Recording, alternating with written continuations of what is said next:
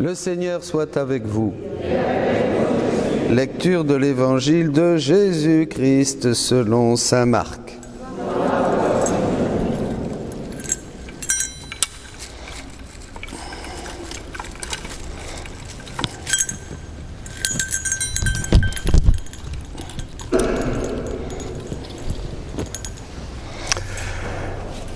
En ce temps-là, Jésus se rendit dans son lieu d'origine et ses disciples le suivirent. Le jour du sabbat, il se mit à enseigner dans la synagogue.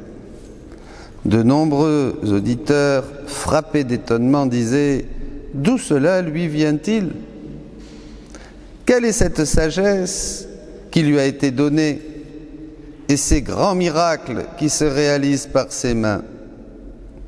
N'est-il pas le charpentier, le fils de Marie, et le frère de Jacques, de José, de Jude et de Simon? Ses sœurs ne sont-elles pas ici chez nous ? » Et ils étaient profondément choqués à son sujet. Jésus leur disait « Un prophète n'est méprisé que dans son pays, sa parenté et sa maison. » Et là, il ne pouvait accomplir aucun miracle. Il guérit seulement quelques malades en leur imposant les mains. Et il s'étonna de leur manque de foi. Alors Jésus parcourait les villes, les villages d'alentour en enseignant. Acclamons la parole de Dieu.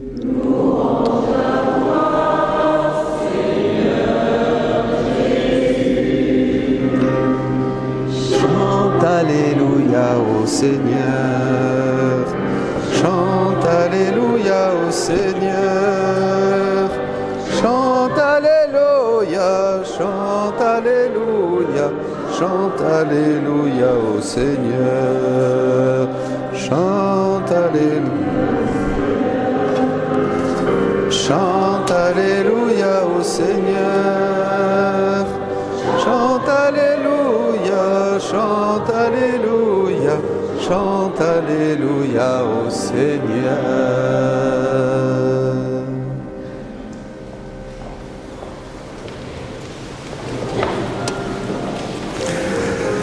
Jésus n'est pas bien reçu chez les siens. Pas de chance pour lui. Quand même terrible, non ? Aller dans son pays, dans sa maison, dans son église, pour prêcher la vie, la vérité, et avoir des visages qui font la moue, qui se posent des questions, qui se disent « est-ce que c'est vrai ?» qui doutent, c'est dur. Eh oui, nul n'est prophète en son pays. Difficile prédication aussi pour Paul. Vous vous rappelez, quand on se moquait de lui, quand on le prenait pour un perroquet, quand il proclamait la résurrection, là c'était trop, la résurrection c'est sûr, pour des gens bien pensants, des philosophes, des Grecs, dire qu'un mort est ressuscité, ça, oui bien sûr, quand il n'y a pas la foi, on ne voit rien, hein. Il faut une foi, mais pas la foi, pas une foi morte, hein, une foi pleine d'amour, pleine de vie, une foi qui croit que c'est Jésus qui parle à mon cœur, que c'est Jésus qui m'interpelle et qui me dérange parce qu'il vient chez moi me dire ce qui ne va pas chez moi. C'est quand même le comble ça. Qu'il aille ailleurs, mais chez moi je suis chez moi. Eh bien non, chez toi aussi, c'est chez Jésus. Oui, fils d'homme, je t'envoie vers les fils d'Israël, vers une nation rebelle qui s'est révoltée contre moi. Ah, alors on va voir un peu ça. Vous voyez, c'est ce que nous retrouvons de la première lecture en passant par saint Paul, hein, qui avait tant de combats dans ses prédications, cette charge dans sa chair, on ne sait pas trop ce que c'était, peut-être c'était ses doutes, ses peurs, ses angoisses devant ses frères juifs qui rejetaient l'annonce de l'Évangile et la foi en Jésus-Christ, peut-être que c'était des choses plus personnelles, enfin on ne sait pas. Mais dans ces trois lectures jusqu'à l'Évangile, on voit que la bonne nouvelle est accueillie par les cœurs simples et par d'autres non, parce que ça dérange. Alors, tout de suite, évidemment, il y a des conséquences. On voit ici, Première conséquence, et ça je veux vous inviter à ces conséquences, parce qu'on ne se moque pas impunément de Dieu. Quand on n'accueille pas la bonne nouvelle de Jésus, quand on n'accueille pas la volonté de Dieu et qu'on veut rester enfermé dans des catégories, dans des choses qui sont à nous, dans un christianisme pépère bien tranquille, il y a des conséquences. Il y a des conséquences. On ne va pas vivre une plénitude. On va avoir aussi de vieilles choses qui vont revenir. On va être empoisonné. On ne va pas être heureux. Si vous voulez être heureux, mes amis, il faut tout donner à Jésus. Il faut tout donner à Jésus. Il faut s'abandonner complètement dans les mains de Jésus. C'est le seul moyen d'être heureux. Voyez, et comment vous allez me dire cet abandon? Eh bien, Jésus dit que cet abandon, il doit être dans la volonté, en ne désirant que Jésus, dans l'intelligence, en ne cherchant que les choses qui concernent Jésus, qu'à connaître mieux Jésus. Vous vous rappelez Saint Paul dans Éphésiens 1, qu'il vous donne un esprit de sagesse et d'intelligence afin de le connaître, ça c'est l'intelligence, et dans la mémoire, cette troisième faculté, on a une volonté, une intelligence, une mémoire, eh bien ne se souvenir que de Dieu dans le jour, dans la nuit, dans le matin, en travaillant, en vacances, sur le bord de la plage, dans la forêt, dans la montagne, tout le temps, partout, Jésus je t'aime, Jésus je t'aime, c'est ça qu'il veut. Il dit que quand vraiment nos trois puissances seront consumées par cette recherche continuelle de Jésus, on sera vraiment abandonné et là il pourra donner libre cours à son amour et nous bénir. Et Jésus explique ça. Donc il y a des conséquences.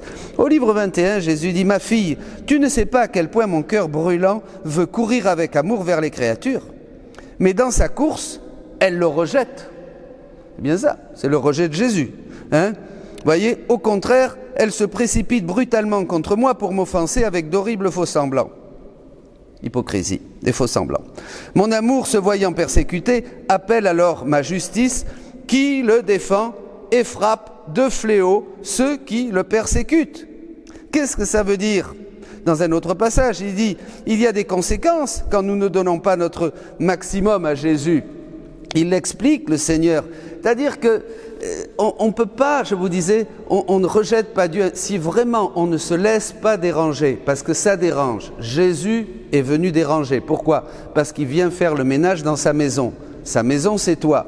Donc, évidemment, il va mettre en lumière nos défauts, il va mettre en lumière notre hypocrisie, il va mettre en lumière nos excès de toutes sortes, puisque les sens nous rendent toujours plus accros aux choses du monde, au monde sensible, à la chair, à toutes ces choses-là, donc ça va toujours être une lutte. Mais c'est bon tout ça, c'est pour pas qu'on reste tranquille, parce que sinon, on se fait un petit christianisme pépère, on accomplit quelques dévotions, et on se dit, c'est bon, je suis chrétien. Alors où est le combat ? Nous les prêtres, c'est pas facile. Faut se remettre toujours en question.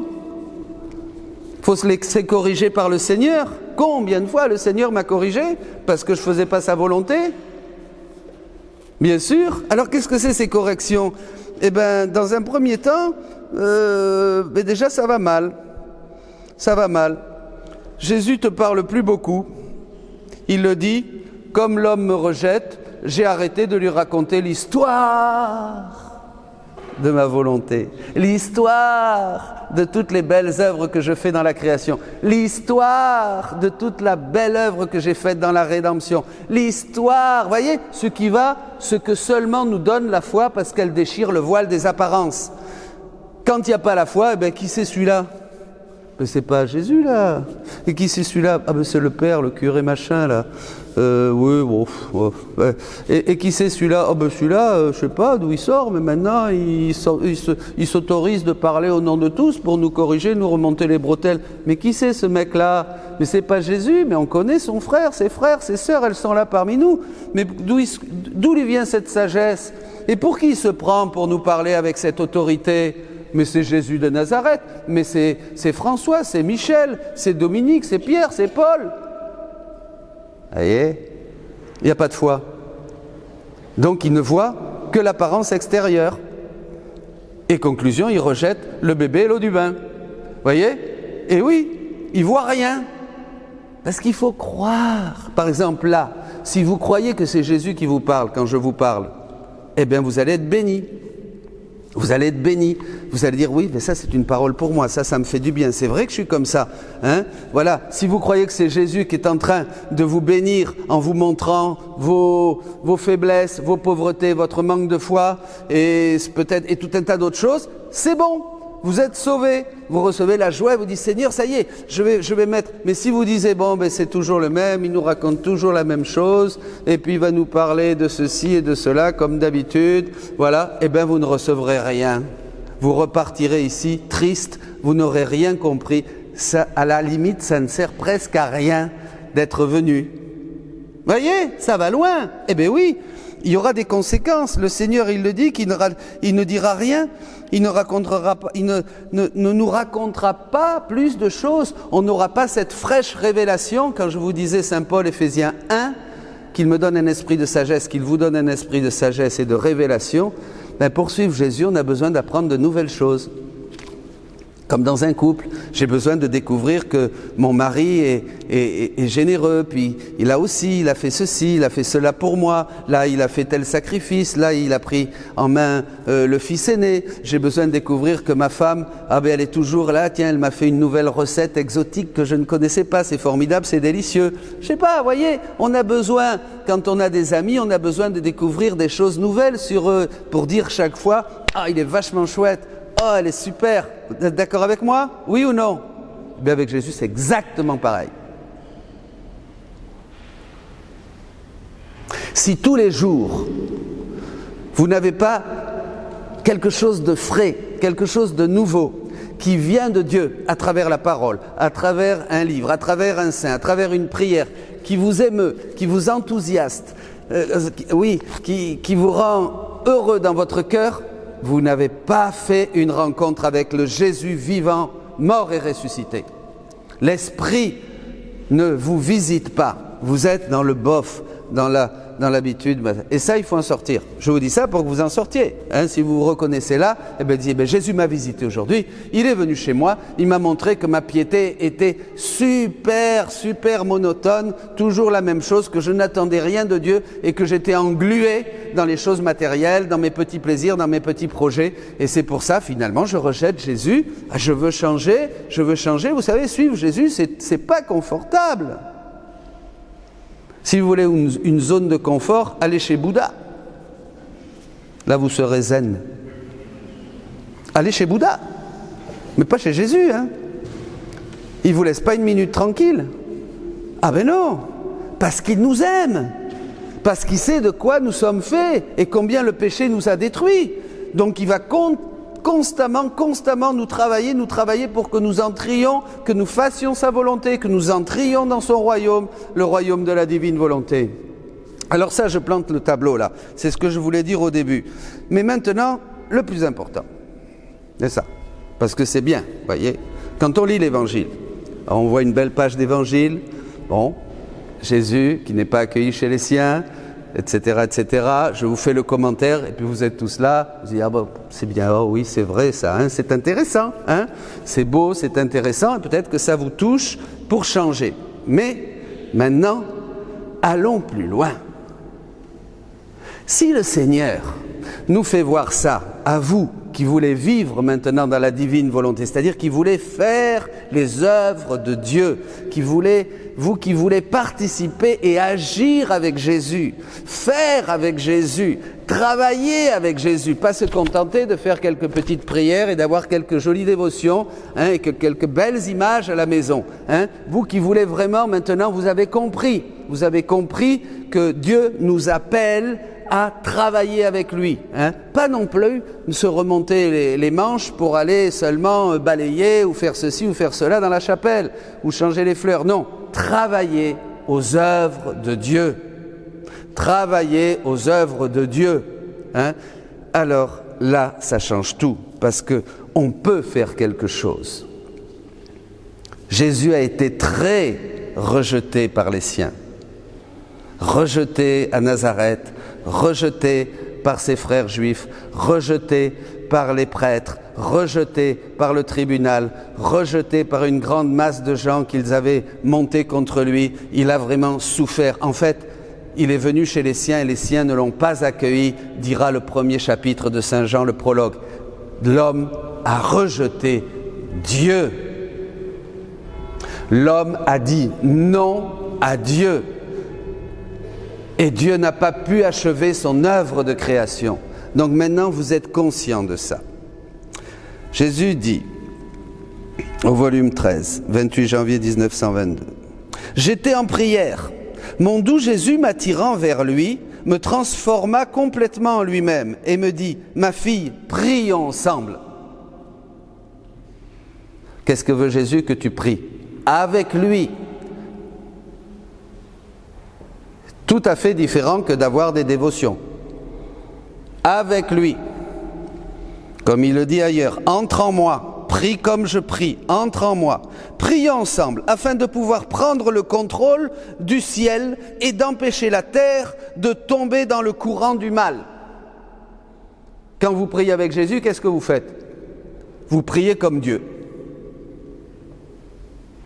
Vous agissez comme Dieu. Vous prenez le contrôle du ciel et de la terre. Pas banal quand même, hein? Après que nous ayons prié ensemble, il ajouta, « Quand mon humanité était sur la terre, elle se trouvait très proche de la divinité, puisqu'elle en était inséparable. Je n'ai fait rien d'autre que d'entrer dans l'immensité de la volonté éternelle et d'ouvrir bien des réservoirs au bénéfice des créatures. » Qu'est-ce qu'a fait Jésus? Il nous a ouvert des réservoirs. Gardez ça en tête.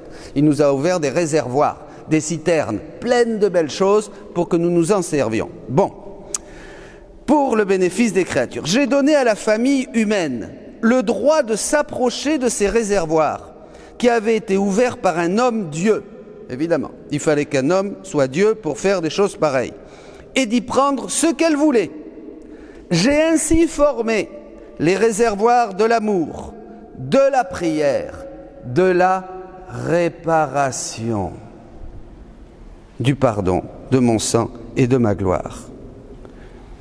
De la réparation. Qu'est-ce qu'on va faire quand on lit l'évangile où Jésus a été rejeté?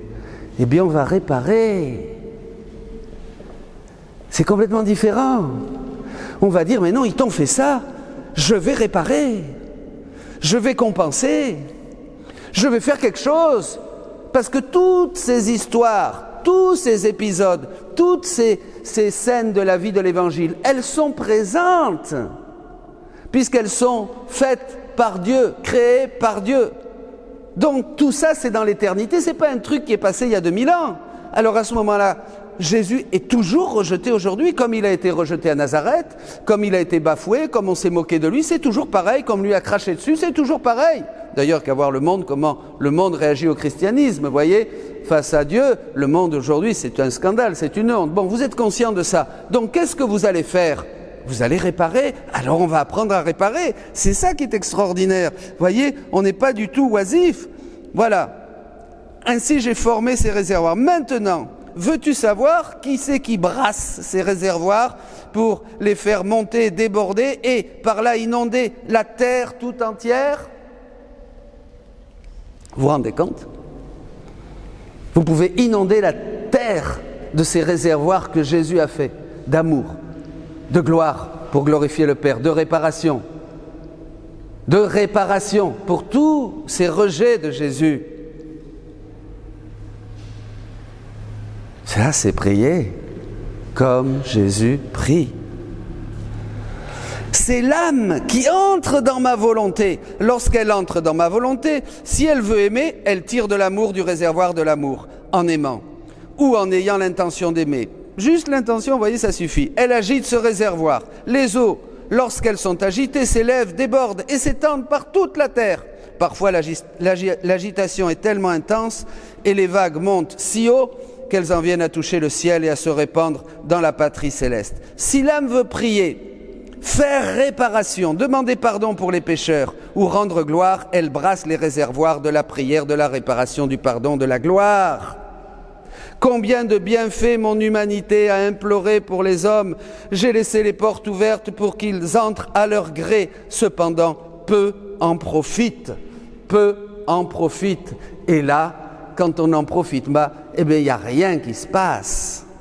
Ce que veut le Seigneur quand on lit l'Évangile et qu'on voit combien il a été rejeté, c'est que chacun de vous dise « Eh bien moi maintenant Jésus, je vais prier comme toi, je vais entrer en toi, je vais prendre ces réservoirs de réparation. » Alors comment réparer? On va le voir. Et je veux vraiment donner tous les mérites, toutes ces réparations, toutes ces grâces sur mes frères les hommes. Comment réparer? Et on va terminer avec ça. Jésus est venu sur terre pour deux choses. D'abord, il est venu pour glorifier le Père, de toute la gloire qu'on n'a pas donnée au Père en faisant notre volonté. Nous avons vraiment blessé le Père. Nous devions donner tout un tas de gloire au Père, dans chaque acte, dans chaque respiration, dans chacune de nos décisions. Nous n'avons pas voulu, donc tous ces actes sont restés avortés. Le Père n'a pas reçu la gloire l'homme devait lui donner. Jésus est venu, il a tout rendu au Père. Mais nous avons blessé l'amour du Père. Vous êtes d'accord avec moi? Nous l'avons blessé. Nous avons blessé le Père. Nous avons péché. Nous avons usurpé sa gloire. Nous nous sommes moqués de lui. Donc, en plus, Jésus devait réparer. Il devait réparer pour tout ce que nous n'avions pas fait et pour toutes les blessures, les méchancetés, les péchés que nous avons faits. Vous êtes d'accord avec moi? Donc, il l'a fait aussi, ça, Jésus. Il a donné tout ça. Il a glorifié le Père et il a réparé pour tout le mal que nous avons fait, afin que le Père soit réparé. C'est pour ça qu'il a souffert. C'est pour ça qu'il a été défiguré, parce qu'il portait nos péchés. C'est pour ça qu'il s'est fait pécher, dit saint Paul, parce qu'il reflète toute cette mort de la volonté divine en lui. Alors moi maintenant, qu'est-ce que je vais faire? Eh bien, je vais réparer. Et Jésus est le chemin pour réparer. Comment on va réparer? Eh bien, je vais prendre tous les épisodes de la vie de Jésus. Je peux en prendre un, je peux en prendre un autre, et je vais les faire miens, je vais les mettre dans mon cœur, et je vais dire, Jésus, je revis cet événement, et là maintenant, je mets mon amour dans cet événement, dans ce rejet à Nazareth, dans ce rejet de ta famille, des tiens, qui se sont moqués de toi, Jésus. Je fais cet événement, je le vis dans mon cœur, puisqu'il est présent, il est réel. Je le vis et je rajoute mon amour, mon pardon, et je te le donne, et tu le donnes au Père. Vous comprenez? Dans la divine volonté, on ne fait plus des prières, c'est de la réalité, on fait des actes. C'est ça la grande différence qui change complètement avec ce que nous avons connu avant. C'est que dans la divine volonté, Jésus nous dit que tous ces mystères sont vraiment présents comme le soleil et nous illuminent et nous inondent de lumière et sont ici parce qu'ils sont dans l'éternité, ils partent du point de l'éternité de Dieu. Donc qu'est-ce que je fais? Eh bien je vais prendre maintenant la passion de Jésus. Je vais prendre la passion de Jésus, ses pieds cloués sur la croix, ses mains transpercées, sa couronne d'épines. Qu'est-ce que ça veut nous dire? Ça veut nous dire d'abord que Jésus, il est mort pour toutes les pensées qui n'ont pas été des pensées selon Dieu. Il est mort aussi pour toutes les actions que nous avons faites qui étaient séparées de l'agir divin. Il est mort aussi pour tout, dans ses pieds cloués, il est mort pour tous les pas, tous les projets, tout ce que nous avons fait avec nos intentions personnelles, avec notre égoïsme humain, séparé de Dieu, séparé de sa divine volonté, vous comprenez? Bon, eh bien moi, je vais prendre les pieds de Jésus, cloués durant sa passion, je vais prendre les mains de Jésus, percées durant sa passion, je vais prendre cette couronne d'épines, qui sont toutes les mauvaises pensées, toutes les pensées des hommes de tous les temps qui sont contre la pensée divine. Je vais prendre cette couronne d'épines et tout ça, je vais le faire mien, comme si c'était moi, comme si c'était à moi. Voyez, vous n'allez pas avoir du sang sur la tête, ni dans les mains, ni dans les pieds. Je vais le faire mien et je vais rajouter Dominique. Et je vais l'offrir à Jésus pour le réparer, au nom de tous les hommes. Voyez, et Jésus va prendre tout ça et il va l'offrir au Père, pour tous les hommes et pour vous. On répare ce qu'on n'avait pas fait jusqu'à maintenant, et c'est très important cet enseignement. On s'était contenté de regarder l'Évangile, voilà, et de dire, oh oui, ça nous donnait de l'émotion, ou c'était beau, on était là, on était content, on sentait un peu la présence du Saint-Esprit, une belle louange de notre sœur, et on faisait une belle prière, voilà, on était content. Bon, c'était bien, c'était un chemin, mais maintenant, ressembler à Jésus, c'est être agissant comme lui. C'est pas une photo, c'est pas une image, vous comprenez? l'image, bon, on est à la forme de Dieu, ça c'est bien, dit le catéchisme, mais maintenant Jésus vient bosser avec moi. Mais comment, je ne sais pas, mais tu vas voir, je vais t'enseigner. Tu vas faire ce que je fais, tu vas faire ce que j'ai fait, tu vas prier comme moi, tu vas glorifier le Père comme moi, avec moi, par moi, avec moi, en moi, tu vas réparer avec moi, par moi, en moi, tu vas faire mes œuvres. Ah bon? Et comment? Eh bien, comme je faisais moi. Moi aussi, j'avais une humanité. Mais mon humanité prenait dans ma divine volonté, puisqu'on était vraiment unis, ma divine volonté et mon humanité, prenaient dans ma divine volonté. Et là, j'avais toute la puissance, l'immensité, j'avais tout le passé, le présent, le futur, et je pouvais faire des choses universelles. Eh bien, toi, c'est pareil. Toi, tu viens, tu entres dans mon humanité parce que je suis le chemin et tu prends tout ce que tu veux pour agir comme moi, par moi, en moi. Amen. Ça change tout. Eh bien, nous allons réparer maintenant. On va à Nazareth et puis on va revivre ce moment douloureux pour Jésus, pas vrai? Il est là, le Fils de Dieu, au milieu des siens. Il prêche dans cette synagogue qui raconte et qui donne la parole de Dieu. Les uns doutent, les autres se moquent. Les autres disent, mais qu'est-ce qu'il a, d'où ça lui vient, pour qui il se prend cette sagesse? Et je sens la douleur de Jésus. Vous prenez la douleur de Jésus et vous lui demandez pardon et vous mettez votre amour pour le consoler. Vous prenez l'ignorance de ces gens qui n'acceptent pas le Fils de Dieu, qui ne voient pas parce qu'ils sont encore beaucoup trop encrassés dans le temporel, dans le matériel, dans l'envie, dans l'égoïsme. Vous prenez, vous souffrez ça, cette ignorance qui donne la mort, et vous mettez la lumière du Saint-Esprit. Vous priez comme Jésus a prié pour eux. Toute cette scène, et vous prenez Marie qui est là aussi, qui vit toutes ces douleurs, parce que tout ce que vivait Jésus le vivait Marie, et elle, comme co-rédemptrice, elle fait déjà ce que vous faites dans la divine volonté. Sa souffrance, vous la prenez, vous la faites vôtre, vous consolez Marie, et vous offrez la souffrance de Marie, la souffrance de Jésus au Père. Vous vivez tout ça. L'événement est à vous. Ce moment-là, c'est ça une ronde. Vous faites, vous entrez dans ce moment éternel que Dieu a vécu sur terre le jour où il a été rejeté par les siens à Nazareth. La tristesse de Jésus aussi, qui n'a pas pu faire de miracle. Mais aussi la joie de Jésus, sachant qu'il a voulu cet événement pour montrer à tous que seule la foi permet au miracle de Dieu de descendre et d'inonder la terre. Réparation divine. Ça, c'est faire les œuvres de Dieu et c'est ce que Dieu attend de chacun de vous, de chacun de nous. Qu'il soit béni. Amen.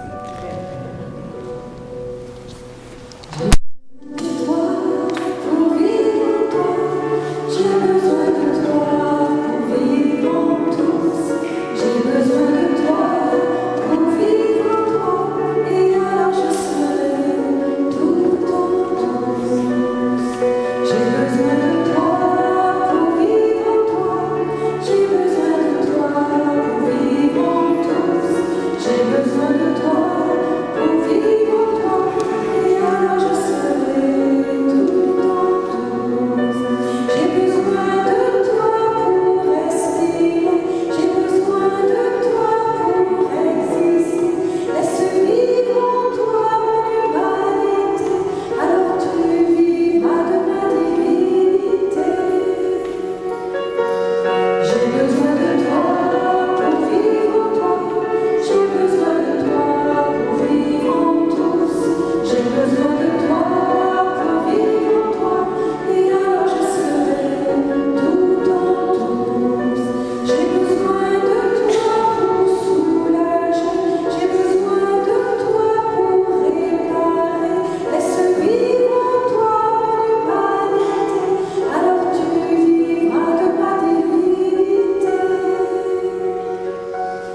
J'ai besoin de toi pour vivre en toi. J'ai besoin de toi pour vivre en tous. J'ai besoin de toi pour vivre en toi. Et alors je serai tout en tout.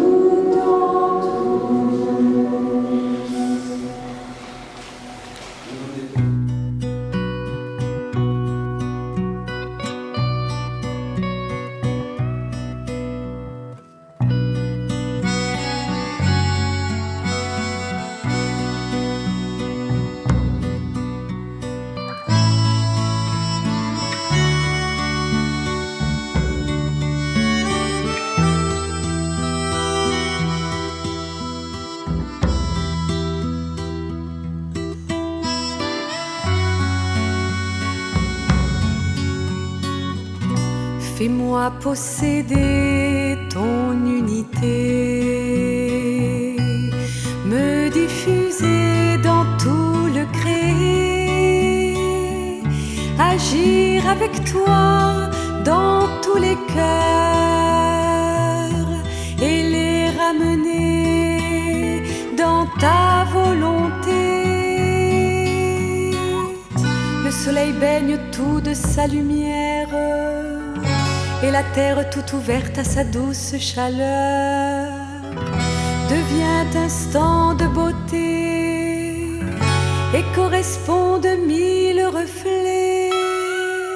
Fais-moi posséder ton unité, me diffuser dans tout le créé, agir avec toi dans tous les cœurs et les ramener dans ta volonté. Perdu dans ta volonté, en tout je suis avec toi. Les œuvres des saints, les anges sont à moi. J'en fais un bouquet à la Trinité. Fais-moi posséder ton unité, me diffuser dans tout le créé, agir avec toi dans tous les cœurs et les ramener dans ta volonté. Mon enfant vit dans ma volonté et rends-moi le créé. Mon sang et mes plaies sont aussi à toi. Donne-moi tout en acte et vérité. Fais-moi posséder ton unité, me diffuser dans tout le créé, agir avec toi dans tous les cœurs et les ramener dans ta volonté. Je veux t'offrir l'acte parfait qui m'a créé. Ne m'oublie pas pour mon péché. Mes sacrifices sont des riens qui captivent ta volonté. Fais-moi posséder ton unité, me diffuser dans tout le créé, agir avec toi dans tous les cœurs et les ramener dans ta volonté.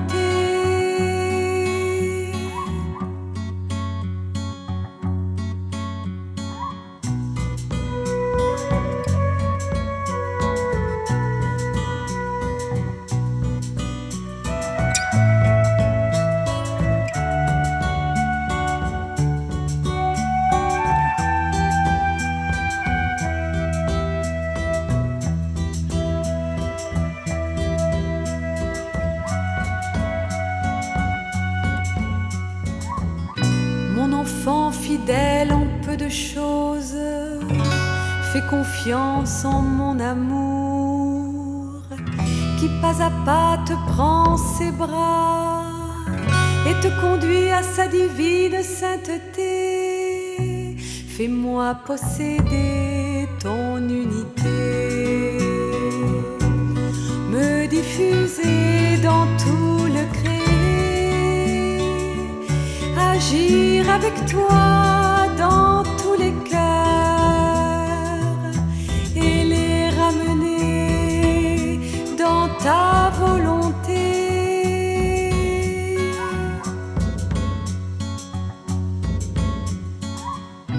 Fais-moi posséder ton unité,